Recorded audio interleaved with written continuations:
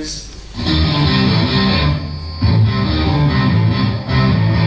never heard it before. I was just reading it on a piece of paper. It would probably sound that stiff.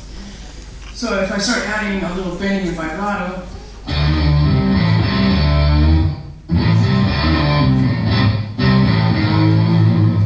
the last two notes are both A, but the second time I play, I start with a G sharp and bend it up to A.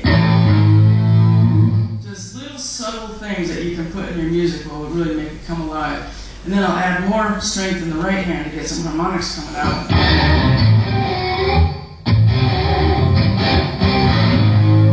It makes it more percussive and brings attitude to it.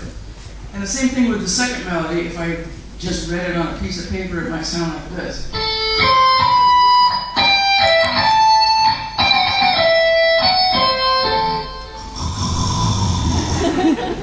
Not too interesting.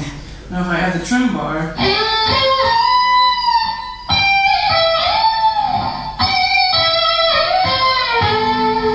it's more like what a singer can do, where you can sweep into notes and sweep out of notes. And the tremolo bar also gives you a different kind of vibrato than your finger can get. Generally, if you're doing a finger vibrato,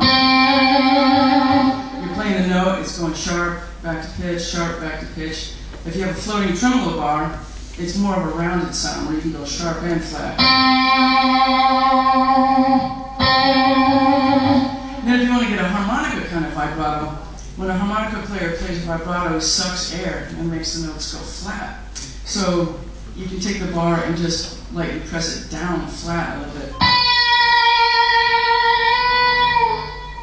Just three different kinds of very subtle differences between the vibratos. Any questions before? Yes?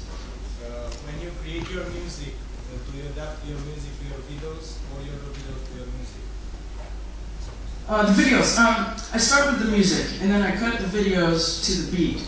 I have to do it that way in order to, well, that's just the way I do it. And I did all of them in iMovie. It's a free program that comes with a $3,000 computer. But there's all kinds of cheap editing programs out there now that you can do it yourself, and I get a lot of stuff from public domain footage that use a lot of black and white footage. And we'll see plenty of it coming up.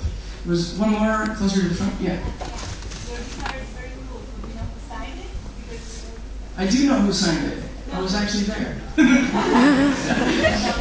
One of the last ones was Les Paul. I played with him a couple of years ago when he was 93 years old. He was still playing like it. Amazing.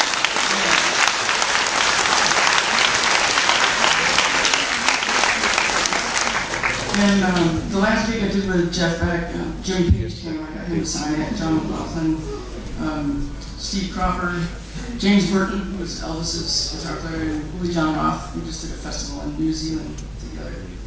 All right, I'm going to get into a song that's all about the two-hand tapping. Let's get rid of the pick for a minute.